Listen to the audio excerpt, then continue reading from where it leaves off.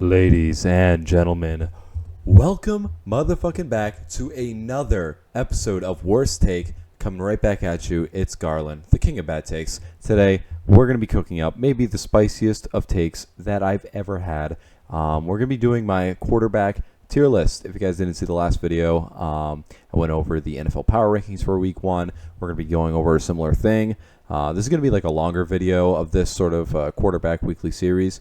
We're gonna be going over pretty much every single quarterback here, very briefly. Some of them will go more in depth on, but as like the weeks go on, we're just gonna kind of just shorten the list a little bit and going over like major changes. So since we have sort of a longer video going on here, I'm just gonna go ahead and get right into the list. Starting off with the waste of money tier. This should be pretty self-explanatory. Basically, the waste of money tier, if you're fucking garbage and you're getting paid a shit ton, they gave up a lot of assets to get you, you're going in this tier. And who is the worst quarterback in the NFL that is getting paid millions and millions of dollars? Well, there's two options here. And if you're intelligent, you probably know who the two are. And the first one here, the worst quarterback in the NFL by far and away, no doubt, hands down, also a member of the worst team in the NFL, is Daniel motherfucking Jones. Danny Dimes, what happened to you, buddy? You were really good like 2 years ago. Maybe that was 3 years ago now. He's just terrible. Just watch the pick six. He literally is scoring more points for the opponents than he is for his own team.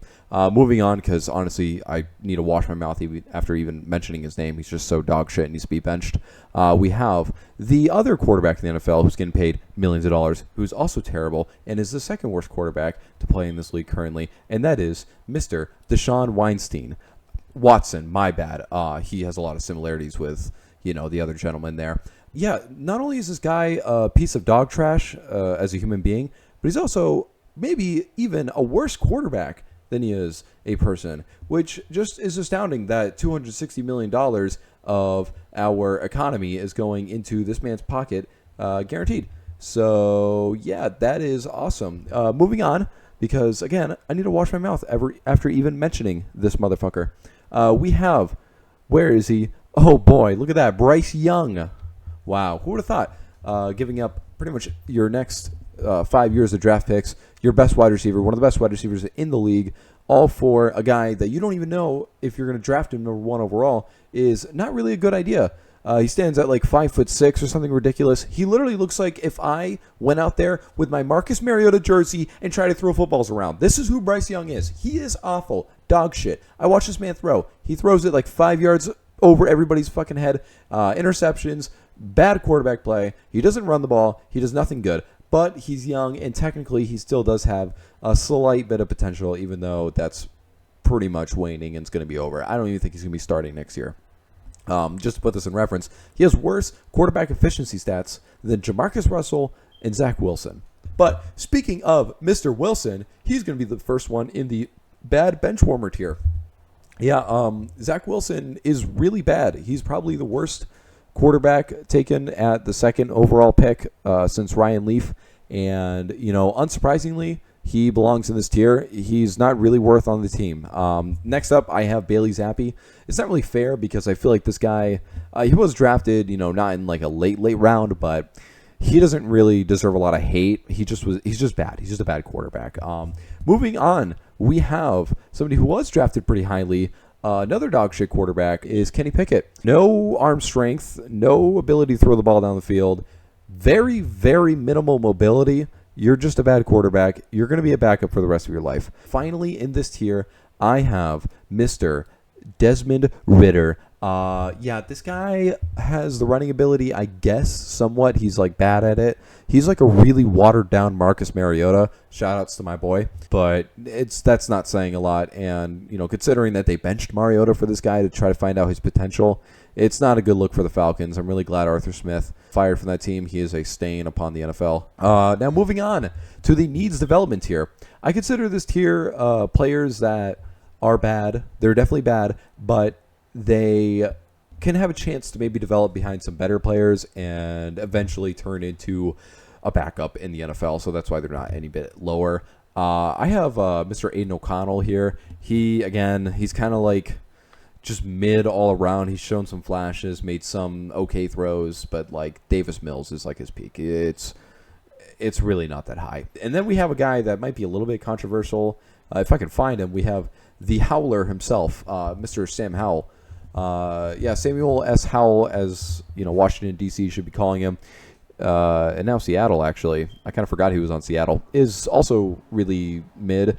He had some flashes again last year, but he just couldn't even stick around on the Commanders, which is just saying something. I mean, he got benched for Jacoby Brissett, and they decided to move on from him, a young talent. So that should really tell you all you need to know. I'm pretty sure that wasn't he in contention with Drew Lock for a little bit for a backup job, and I don't even know if he won. Who knows? This guy kind of vanished as quickly as he came on. Way too many interceptions. He thinks he's Josh Allen, but he's not Josh Allen. Then we have the Italian stallion, the GOAT himself, Tommy motherfucking DeVito. Please save the Giants. You are better than Daniel Jones, even though you were drafted very late and are getting paid 1/1,000,000% of Daniel Jones. Tommy DeVito, please come back for making Strombolis or Pizza by the Slice or whatever the fuck you're doing out in Jersey right now and start quarterbacking again. Moving on, we have a guy that we only saw a little bit last year, but he looked fine on a team that was really struggling at quarterback, and that's Tyson Bagent. He's not great or anything, but there's potential there. Maybe he turns into a Josh McCown or somebody that kind of moves around the league and is a perennial backup, but is kind of fine.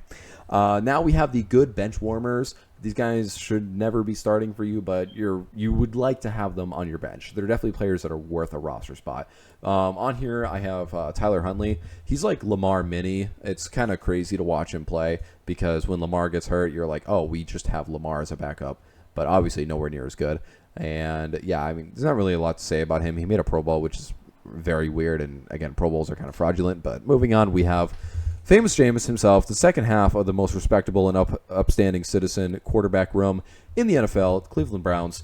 Jameis Winston, after his slightly controversial and potentially unfair departure from the New Orleans Saints, finds a home in Cleveland, the only place that'll pick up somebody who likes to abuse women, supposedly. And yeah, Jameis Winston is just an interception machine still. He kind of cut the interceptions down slightly his first couple of years in New Orleans. Then they kicked up again, and then he was not as good as Taysom Hill as a quarterback, which is, again, saying a lot. He's a fine bench player, though. I wouldn't mind having him on the bench.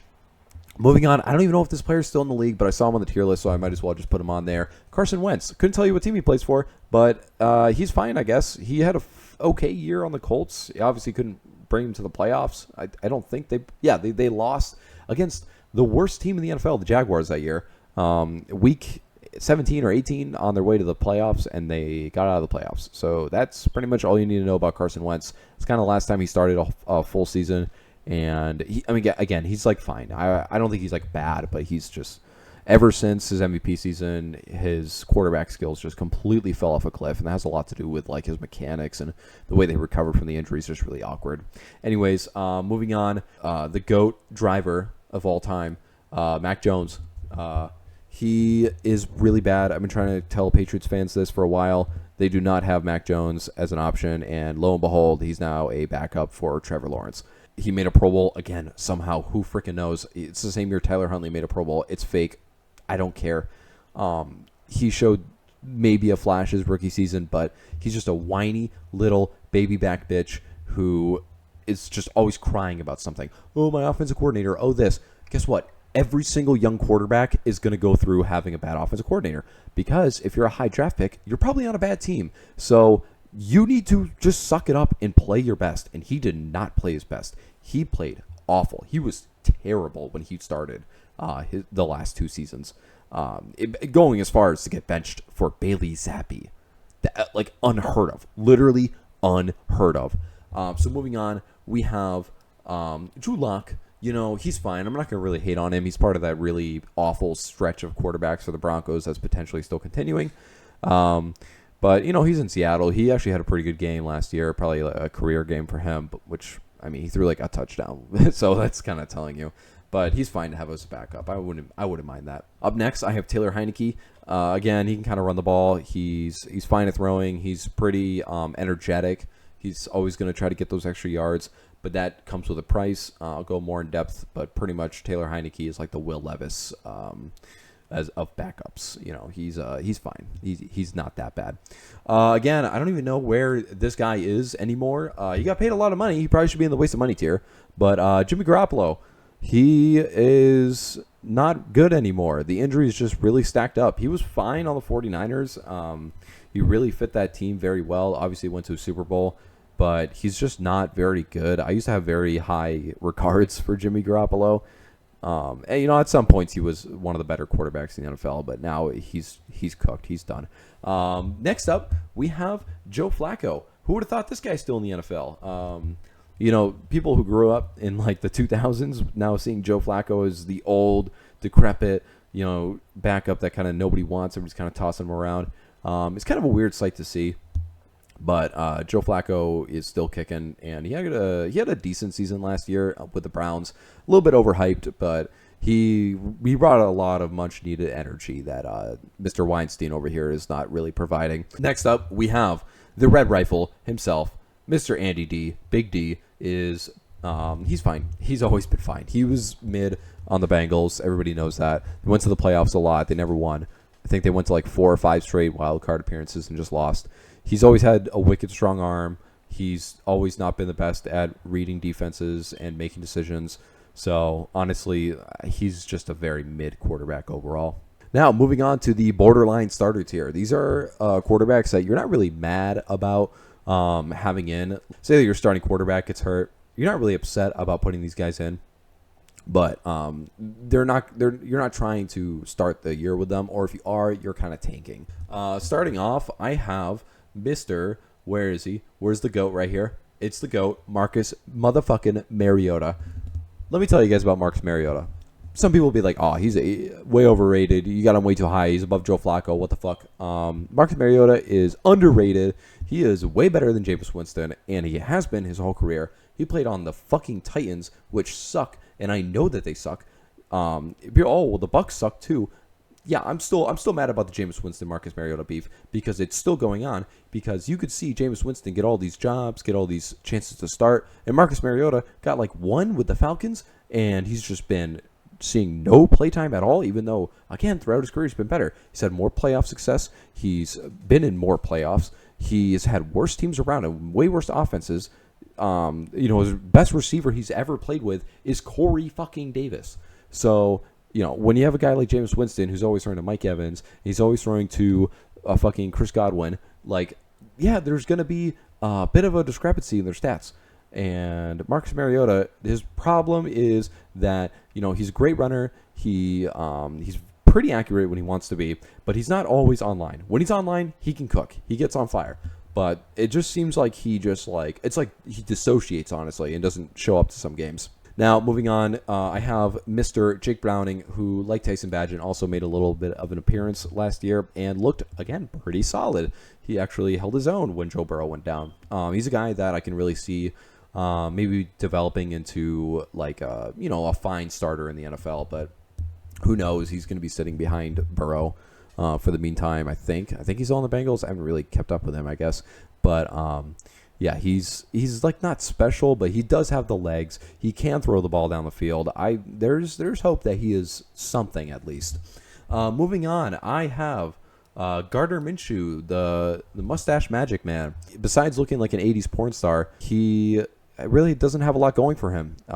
He's kind of just mid at everything. Like, every single aspect of a quarterback, he's just mid. And that's kind of hilarious when you consider that he's probably has had the best quarterback season that the Jacksonville Jaguars have ever had. Now he's the quarterback for the Raiders, and you saw against the Chargers, he just totally fucking crumbled at the end of the game like he kind of always does. He just doesn't have it in him to be a great quarterback. He's fine if you need a quarterback, but you really don't want Gardner Minshew as your guy. Coming up next, I have somebody who kind of impressed last year as well, Mason Rudolph. He played pretty good. He was way better than Kenny Pickett and kind of proved that offense had some potential if they didn't have such a dog shit quarterback attached to them. He's on the Titans right now. He's not that bad, and I kind of hope that he gets a little bit of playing time. Will Levis, he looks interesting. I think Mason Rudolph's probably a little bit better than Will Levis right now, but you'll see where I put Will Levis, and it'll all make sense later. And finally, the last quarterback in this tier is somebody who has always been, a really solid option who's had way too many opportunities taken away from him, and that is Mr. Tyrod Taylor. I love this guy. He's my GOAT. He's one of the most underrated rushing quarterbacks of all time. I mean, seriously, look at his stats on the Bills. It's ridiculous. You would never expect that for somebody that gets kind of thrown away and forgotten about. He's been on a lot of teams, but he's always been good on a lot of teams. He kind of saved the Giants season. Not like they really had a season, but he really made that Giants team not look terrible last year.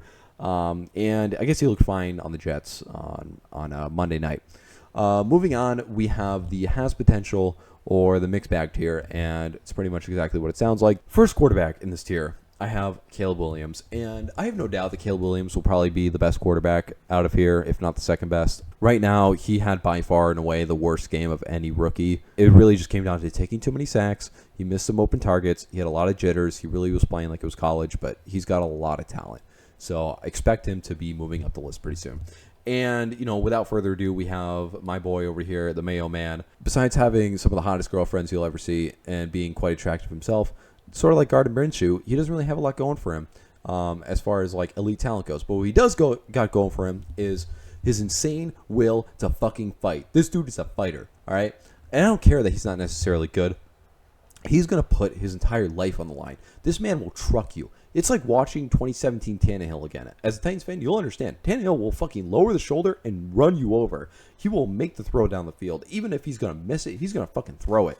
And he doesn't care if, he's going to fight for that extra yard. And that's what Will Levis does. And it does it to his detriment because, as we saw against the Bears, he completely crumbled because he kept trying to make big old hero plays, and he doesn't have the talent to do that. He just turned the ball over and over again. It's bad decisions. It's lack of real accuracy. He's extremely inaccurate, but he just have slightly a strong arm, and he can run the ball. So I do think he still has potential to kind of patch up some of those young quarterback holes.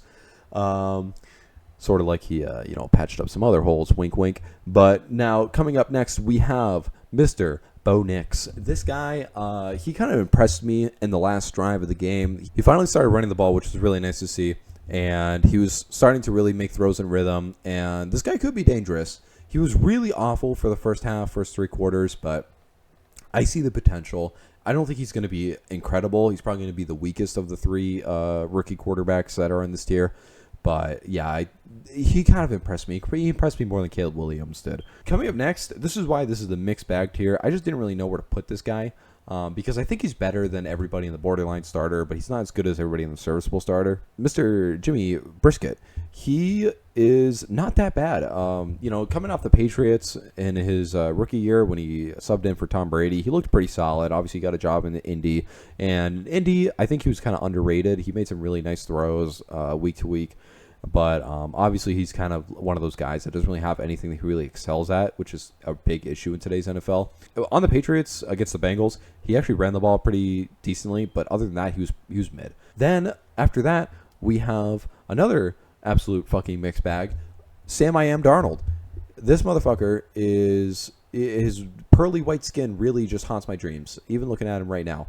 He is a quarterback who I feel like people are kind of overrating him right now. People are always like, oh, he could definitely be a starter in today's NFL. He's way improved since the Jets days. The Jets, mono, like all that fucking bullshit. Like, I mean, I see it. I see flashes where he makes some pretty good throws, but like, be fucking for real right now. He's not that great of a quarterback. It's Sam I Am fucking mono boy.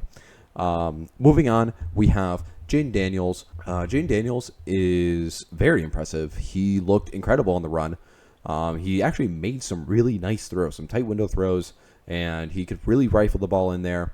He maybe takes too many hits. His helmet fucking got ripped off his head like twice. I thought the man was going to get decapitated, turn into Tua Tagovailoa soup, or maybe flashbacks to RG3, which is not necessarily great if you're a Commanders fan or a Washington fan in general. I understand the hype around him, and he looks to be like probably the best quarterback out of this class, if not the second best. Him and Caleb Williams are looking pretty neck and neck, but Jayden Daniels right now is definitely better. Now moving on to the serviceable starter tier. These are the quarterbacks that they can get you places They're not going to be good places. They're not going to be bad places. You're not going to get into one of the top spots in the NFL, and you're not going to be one of the worst teams in the NFL. And who better to start this tier off than Russell Wilson? Very mid last year and very awful 2 years ago, but we cannot forget that this guy's a Hall of Fame level quarterback on the Seahawks, and that doesn't just go away overnight switching uniforms. Just because Justin Fields is starting right now, don't take that away from the fact that Russell Wilson is still a solid quarterback. He had a very awful situation in Denver, one that people kind of glance over and put a lot of the blame on Russ himself. But Mr. Dangerous, he stopped making those corny ass fucking mottos or whatever the fuck he was doing, and cooking videos. So hopefully he goes back to being a pretty good quarterback. I can see it happening. Late career revival. Up next, I have a guy that really disappointed me, but kind of to be expected. It's Kirk Cousins. He was maybe the best quarterback in the league last year for the first 8 games, but he obviously died on the field and joined Aaron Rodgers in the old man with Achilles tear club. And now he just sits there and he looks awkward. Whenever he's planting his foot, you can see that it looks painful. He misses throws now. He doesn't have the same oomph that he used to. It's very immobile, probably one of the most immobile quarterbacks in the NFL, which is terrible in today's league, especially when you have TJ Watt barreling down at you at top speed. Moving on, I have the other Pittsburgh Steelers quarterback, Justin Fields.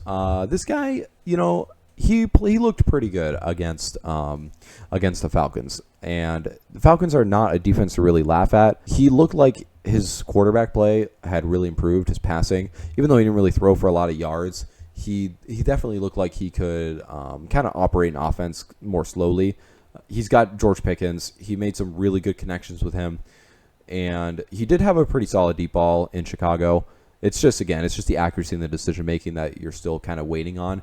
And he takes way too many sacks, man. Way too many sacks. If he didn't take all those sacks, he's genuinely a good quarterback. Like, I don't care about the accuracy. There are other quarterbacks ahead of him that have worse accuracy than him or the same accuracy issues.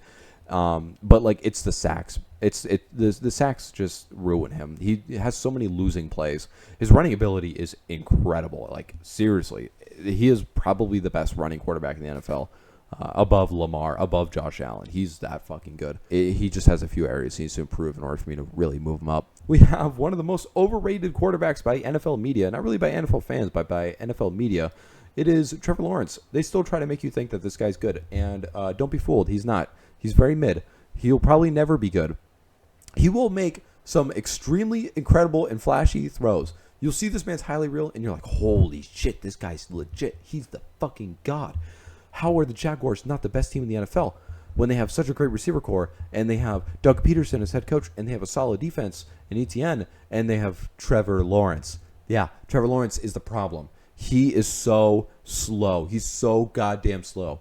He processes the field slow. He's slow to draw the fucking ball. He's slow to throw, and he is physically slow. He can't run. We thought he was going to be a good running option, at least have some sort of wheels coming out of college, but that just never translated to the NFL. I don't know what happened to that part of him. He is one of the most overhyped prospects to ever come out of college. He was supposed to be Peyton Manning. That was what he was compared to. First overall pick, people were tanking for him. The Jaguars literally tanked for Trevor Lawrence. If you go to NFL Reference, if you go to Pro Football Reference, you look at his nicknames up top. He is literally nicknamed the Prince who was promised. The Prince who was promised. Are you fucking kidding me? That is Prince. That is Prince right here. You know what this guy is? You know what this guy is? The GOAT. He's the GOAT of music. You know what fucking Trevor Lawrence is? Mid. Stop calling him the Prince. He's mid as fuck. Anyways, moving on. We got Geno Smith. Very happy to see this guy, get a foothold in the NFL on the Seahawks, find a home. It's been a couple of years now. Geno Smith hasn't really gotten back to his first Seahawks year peak, where he was definitely a Pro Bowler, one of the most efficient quarterbacks in the league. He still has a crazy receiver core, so I don't really know what's happened. I think it might have just been a hot flash in the pan, and he's kind of simmered down now. Again, these quarterbacks, they're fine, but they're just mad. He might win you a game, but are you really going to make it far in the playoffs with Geno Smith? We are yet to see that. Coming up next, we have Derek Carr. if you want to talk about this, I should rename this whole tier mid, because Derek Carr is the definition of 50-50. 50% of the games, he is incredible. You watch him throw the ball, it's fucking beautiful. He's up there with the elites. 50% of the games, you watch him, and he looks like he's not even there. He looks like he's doing his fucking makeup on the sideline. Like, where does this guy go? Where does he go half these games? He makes some incredible throws. Like I said, I'm not going to keep repeating myself. You guys know the Derek Carr experience by now. He's going to give you enough games to make you think, oh, let's pay this guy a big contract. And then you realize, oh, fuck, we just paid Derek Carr a big old contract, and he is mid. Okay, now, anyways, moving on to the solid starter tier. These are quarterbacks that I really think you are kind of lucky to have in the NFL, because there's not a lot of them, and they can definitely bring you places. Like, if you have a good enough team around one of these solid starters, you're going to be able to go to the championship game or even maybe the Super Bowl. And one of those guys is Mr. Aaron Rodgers himself. Aaron Rodgers, again, doesn't look like he has the same zip on it. It's to be expected. He's like 40 years old. He's coming off an Achilles tear. He is pretty immobile. Not as immobile as I thought he would be, but, you know, he needs to get rid of the ball pretty quickly in order for them to have any success. Maybe he's able to really make that connection with Garrett Wilson this year, and he ends up going back into being like an elite quarterback. Maybe that's a bit of a stretch, but, like, you know, if the Jets do end up making the playoffs, and they could potentially go far. Aaron Rodgers is still maybe the second or third best quarterback arm-wise to ever enter the NFL. Next up, I have Mr. Goof himself, Jared Goofball. Jared McGoofenstein is, he's fine. He will give you some very good throws. He's like the Peyton Manning of Sam Darnold's. Yeah, he's like the Peyton Manning of Sam Darnold's, you know? And I think that's all I have to say for Dr. Goofenschmertz. Moving on, I have Baker motherfucking Mayfield. I would never have Baker Mayfield this high on this list a couple years ago, but he has really found his home. I mean, the Bucs are a stacked receiver core. We knew this when Brady was playing for them. We knew this when Jameis was playing for them. It's not changed. These guys have been there forever. Baker Mayfield's kind of just reaping the rewards, but it's not like he's not capitalizing on this, right? They went to the playoffs. They won a playoff game, I'm pretty sure. Like, it's a good enough team. He's a good fit for the team. He is energetic. He gets fired up. How do you not like watching Baker Mayfield play? He's always going to be the underdog, and genuinely he plays, pretty solid most games. Anthony Richardson is going to be up next. This guy fucking blew me out of the water. He's not even in the has potential tier because I already know he's going to be, one of those top guys in the league this year. Because after watching those two passes to Alec Pierce, I guess I kind of forgot how good he was before he got hurt. But this guy, as long as he doesn't get hurt again, which is always a possibility with him, we just really want to see that accuracy increase and the decision making increase. But when he's on, he is fucking on. This guy is awesome to watch. Up next, I have Kyler Murray.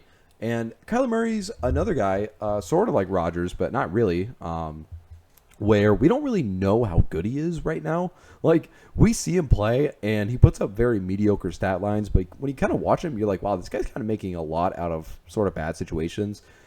He's really good at escaping the pocket, extending plays, all the stuff that you need to be good at to be an elite quarterback in the NFL. So, if he just has a couple, a string of, a season where he plays at a strong level, he's an elite quarterback. Like, Kyler Murray, people forget how good he was before, he just got hurt over and over again. But he was really good. I don't really care that he's, fucking shorter than I am. He's got the arm talent like Russell Wilson did to really make up for it. Coming up next, I have one of the biggest fall-offs, in my opinion, is Joe Burrow. This man has not been good since the original injuries in that, Super Bowl run and conference game run. It's just kind of sad to watch because it feels like every single year he's just going to get hurt again, and he's going to get worse the next year. Joe Burrow, when completely 100% healthy, obviously is really fucking good.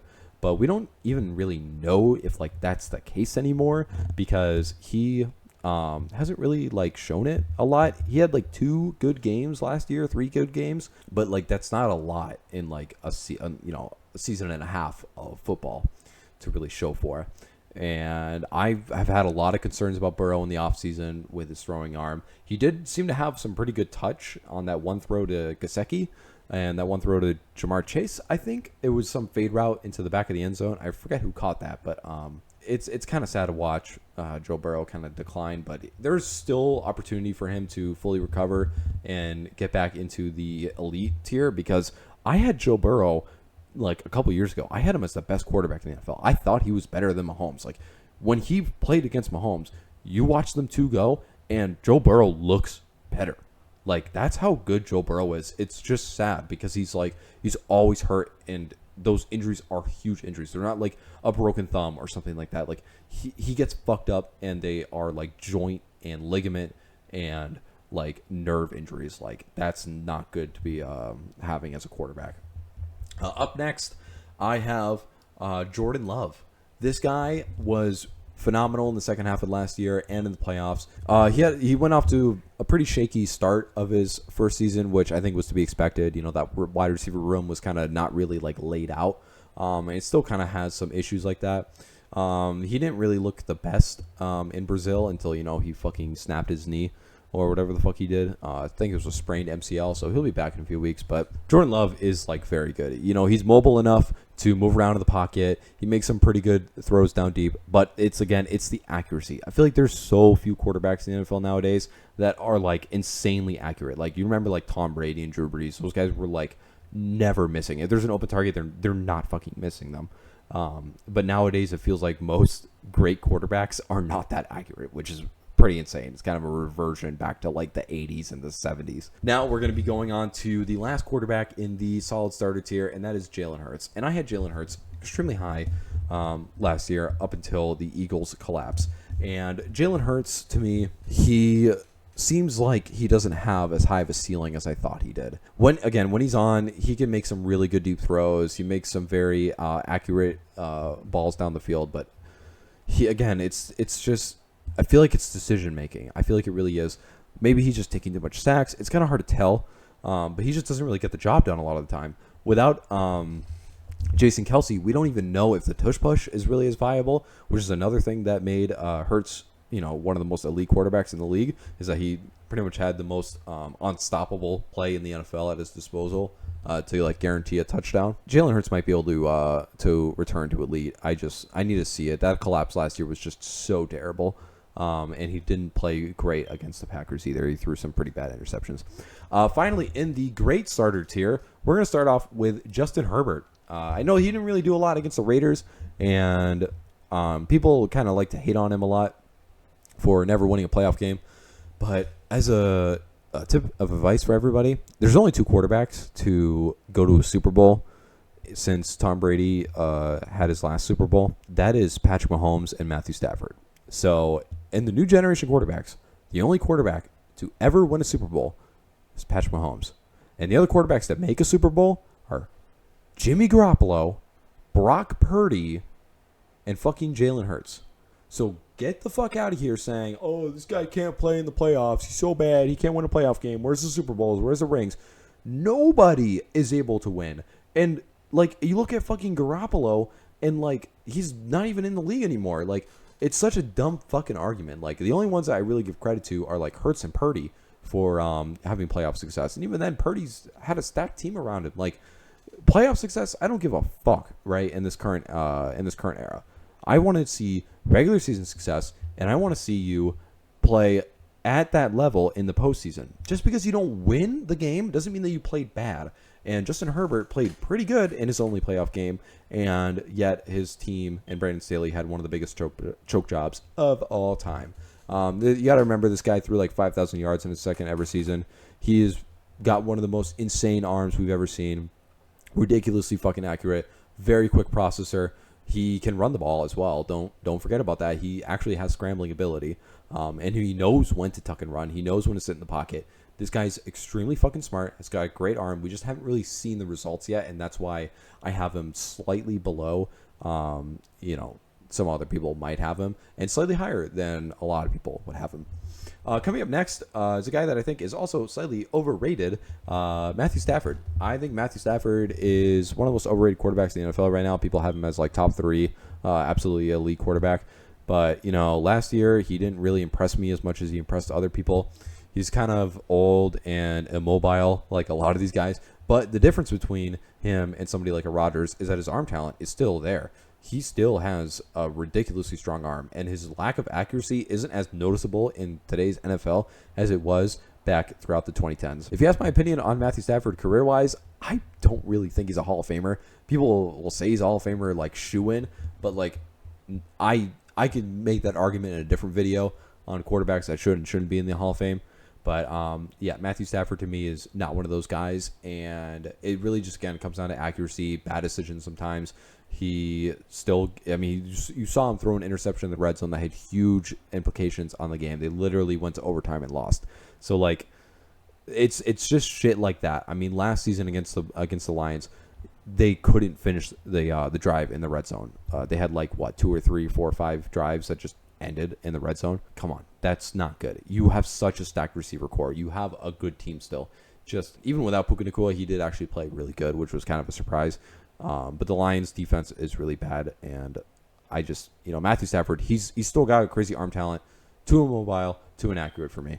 Coming up next, I have Dak Prescott. This guy had an MVP level season. Oh, my bad, guys. I realized that you guys couldn't see the top row, but now you can. So Dak Prescott last year had an MVP type season. Probably should have won MVP. He is still a great quarterback. Stop hating on him. Yeah, he threw a lot of picks in the Packers game, but I mean, it's to be expected. It's the Cowboys. It's their playoff demise. Again, like I said, I want to see regular season success, and he obviously doesn't really translate the playoffs all that well, but in the regular season, he is like top 3 quarterback in the NFL. He's ridiculous. Like, Dak Prescott really does make some incredible throws. Yes, he does have CeeDee Lamb, but like a lot of the enabling for CeeDee comes through Dak Prescott, obviously. Next up, I have CJ Stroud. CJ Stroud is awesome for a second-year player. I mean, wow, this guy is already a top 6 quarterback in the NFL. It's kind of no surprise to anybody. Saw him early in his rookie year that he's going to be up this high. He's got a great deep ball. He makes some incredibly flashy throws. He knows when to get rid of the ball. He's incredibly smart for a quarterback his age. The only issue with him, just like all these other quarterbacks, is the accuracy. He will miss wide open targets, and you watch this, and you're like, holy shit, that was like a 20-yard gain, a 30-yard gain, a 15-yard gain. Like, these are big first downs that he's just straight up missing. He also has a very stacked receiver core around him, so, take that for what you will. He threw 2 interceptions that both got called back by penalties against the Colts. So, again, take that in mind. He is not perfect. Very impressive rookie playoff run. And coming up next, we have Tua Tagovailoa.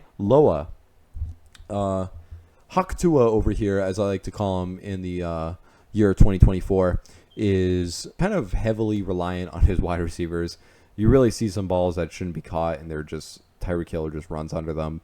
But in general, my opinion on this guy's completely swapped over. I thought he was trash, which, I mean, he kind of was his first 2 years, really. But he really improved his timing a lot. That was kind of the issue, was that he wasn't getting the ball out fast enough. And obviously that led to a lot of sacks, him getting almost fucking murdered on the field. But luckily somebody gave him the Hawk Tua and he got revived. But his deep ball, it looks impressive, but if you really watch it, it's not as impressive as it might seem. But you cannot deny the fact that he's got some of the best statistics of any quarterback in the NFL the last couple of years. And he is a threat whenever he steps on the field. He's extremely accurate, like short and medium. It's just the power. What I mean by like the deep ball is the power, right? He's either way overthrowing them or way underthrowing them. And the short passing routes, he doesn't really hammer the ball in as fast as you would want him to. He's a little bit immobile. And which is fine because you don't really want him taking a lot of hits running the ball, but he's able to kind of move around the pocket enough. He's got a good enough O-line. It's kind of on the perfect team for him, right? Any other team, Tua Tagovailoa would probably not be this high, but you cannot deny the success that he's had at quarterback. He's undoubtedly one of the best quarterbacks in the NFL, just based off of his accuracy. He's one of the few quarterbacks that you could say is truly, truly accurate in the NFL today. Finally, in this great starter tier, I have Miss Anna Frey. Anna Frey is way overhated by some people or way overrated by some people. Wait, is that Brock Purdy? Hold on, that's supposed to be Anna Frey. Hold on, let me just let me change this shit real quick. Okay, there we go. That's Brock Purdy. Anyways, like I was saying, Brock Purdy is one of the few quarterbacks to lead the NFL in yards per attempt, touchdown percentage, and passer rating. And I think some other stats too, but I can't really remember off the top of my head. But Brock Purdy is absolutely one of the best quarterbacks in the NFL. And you watch him play, all that fucking propaganda that he's just carried by his team kind of goes out the window. He does have an incredible team. I'm not going to deny that. He's on the 49ers. Of course he does. But he has had more success than Jimmy Garoppolo has. So you cannot say he's like a Jimmy Garoppolo level player. And he outduels a lot of quarterbacks. I mean, this man, like, he really goes to town. He went a while without throwing interceptions. Obviously, he started throwing a lot more in the second half of last year. But even then in the playoffs, he really tightened it up. And yeah, he's just really fucking good. His accuracy is incredible. He's extremely efficient with his throws. Overall, like short, medium, deep, it's all like good. It's all good to great. He's not the best runner, but he can definitely pick up first downs with his legs. He's mobile enough where you're not worried about that. Where you're not worried about him taking a lot of unnecessary sacks. So Brock Purdy is kind of everything you want in a quarterback in 2024. That you're not paying millions and millions of dollars for. The moment you all have been waiting for, the solidified elite tier is going to be holding 3 quarterbacks, as you guys can see down here at the bottom, and they're actually in perfect order. This might be the most insane take of the video, and a lot of you guys might call me fucking stupid for this, but Patrick Mahomes is the 3rd best quarterback in the NFL. And last year, he did not play good. And I don't want to hear the excuse that he didn't have good receivers.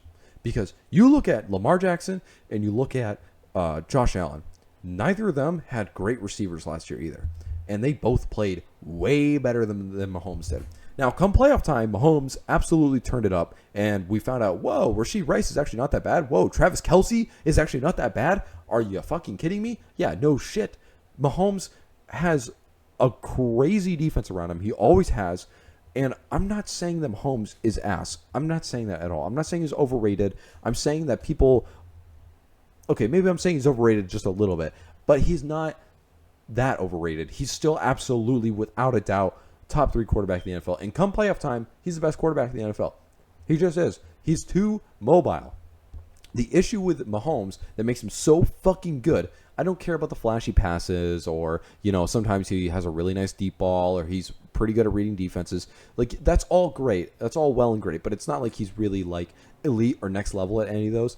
The thing that makes Mahomes so fucking stupid is that he cannot get sacked. He is the lowest sacked quarterback in the NFL every single year that he has played, and he has never missed a conference championship game every single year that he's played. He's made fucking, 4 Super Bowls now? He's won 3? That's just retarded.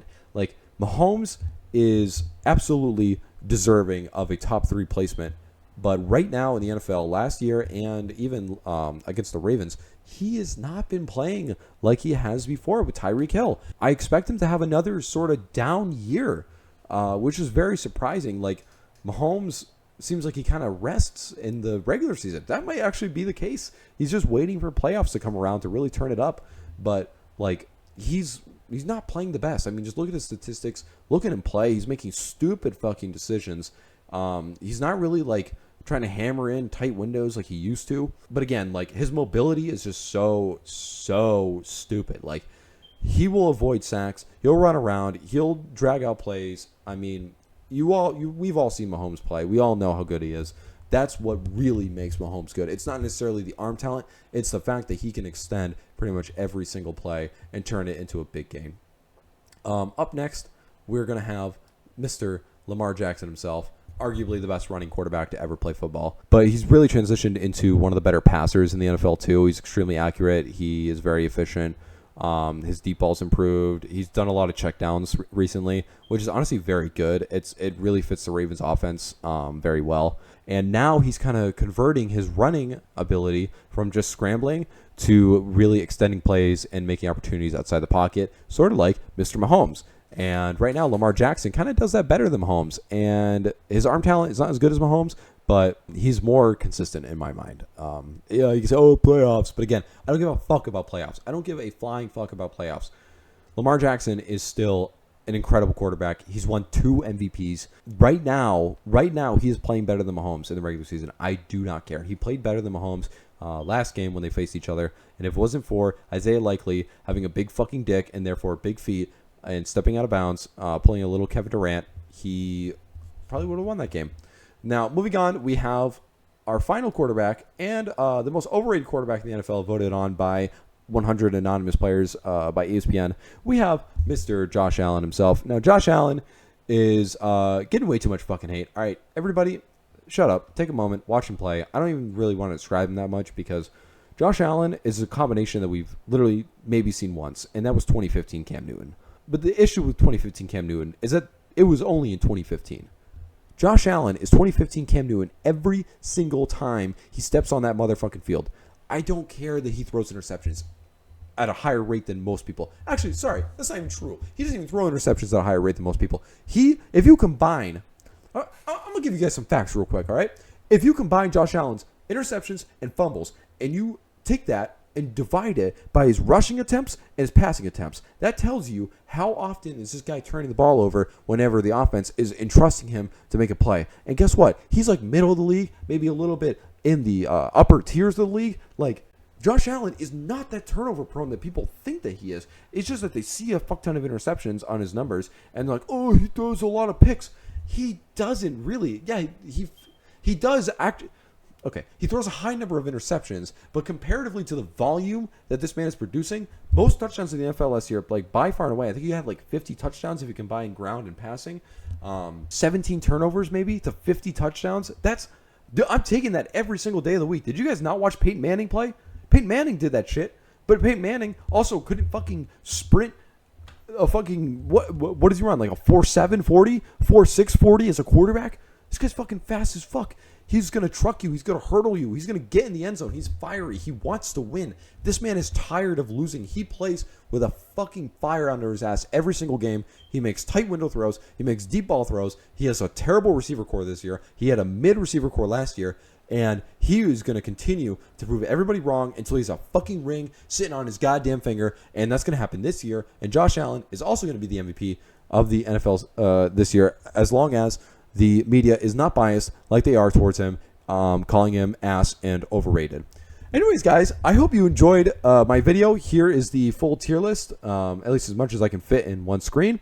If you guys did enjoy, please be sure to leave a like and subscribe. I love every single one of you. The King of Bad Takes forever.